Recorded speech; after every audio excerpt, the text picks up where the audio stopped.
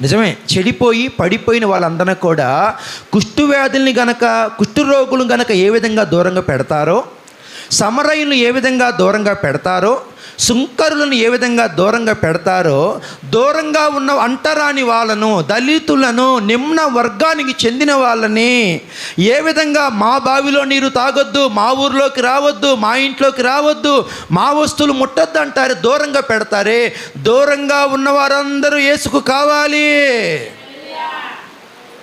నువ్వు ఈ కులస్తుడి మా ఇంట్లోకి రాకూడదు, నువ్వు ఈ కులస్తుడి మా గుడిలో అడుగు పెట్టకూడదు అంటున్నారే.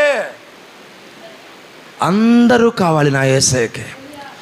అప్పుడు పరిసయ్యులు అన్నారు కదా, పాపులతోనూ సుంకరులతోనూ వ్యభిచారులతోనూ తిరిగి కలిసి భోజనం చేస్తున్నాడు. ఏంటి అంటే పాపులను రక్షించిన క్రీస్తు యేసు ఈ లోకంలోకి.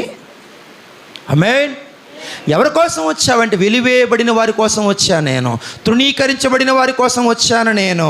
ఆ దూరంగా తరిమివేయబడి సుంకరులతో, సమరయులతో సాంగత్యము చేసి వారికి వాక్యాన్ని అందించి పరలోకానికి తీసుకొని వెళ్ళడానికి వచ్చాను నేను.